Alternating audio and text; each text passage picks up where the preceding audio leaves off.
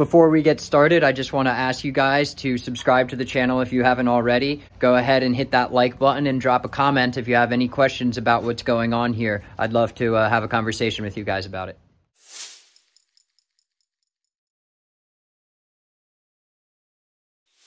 So, got a really small and simple job today, but it's an important one because I'm going to be sharing some news. It's really the only reason I would need to do the things that I'm doing to the car. A lot of people have this hot start issue where the car turns on and then it has issues running for the first 2 minutes and then it all sorts itself out. This, the fuel pressure solenoid, regulates the increased fuel pressure in that scenario, or maybe it's decreased. It changes it for a hot start. So I'm going to be putting this in. I'm also going to be upgrading my fuel pump. I'm also going to be upgrading my fuel pressure regulator because I'm going to need enough fuel to feed my turbo upgrade, which I'll be doing over the next 6 months or so. But I need to prepare the car and this motor, which is 21 years old and has 100,000 miles on it.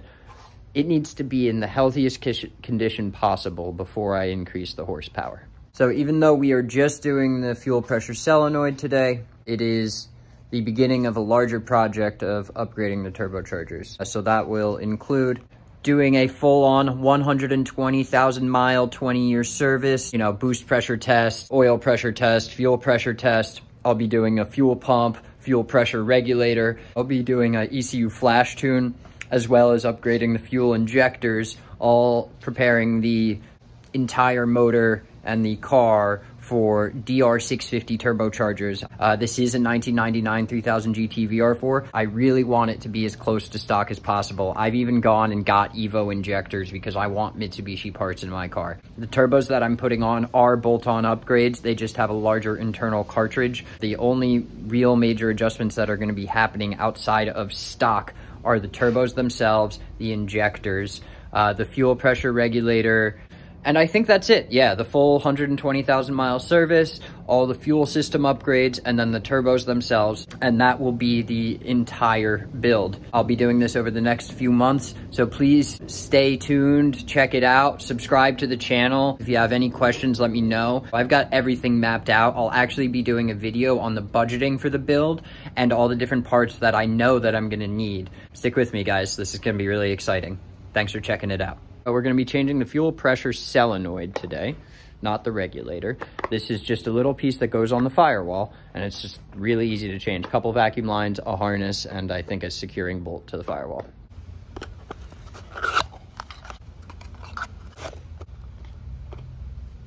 Here's the fuel pressure solenoid. Got 2 vacuum lines, 1 and 2, and then the electrical harness. Right, now you want to be gentle with these vacuum lines as you get to work because they're 20 years old. This is the electrical harness. It's just got that little thumb tab there. Wiggle gently while you pull.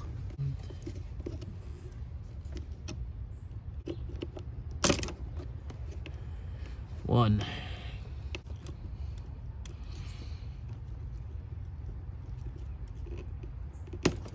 2. The only thing left is how it clips into the firewall. Okay, so if you look at the new piece, this is the back clip. You're just gonna pull there. So we'll see what's going on. This is the clip here. Okay, so I'm gonna end up pushing that down and pulling. Oh, okay. Just use a little bit of leverage by pushing up and down. Sort of wiggling, right, like this. Wiggle like that while you push the clip in. And then as you pull it out, do the same thing. Use that leverage to get some movement out of there. Okay, so here's the new solenoid. We're gonna pop it onto the firewall now.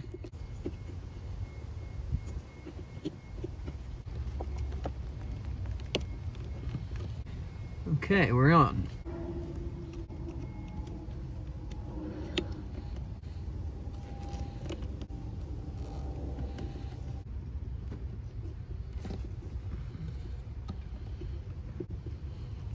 Okay, new fuel pressure solenoid installed.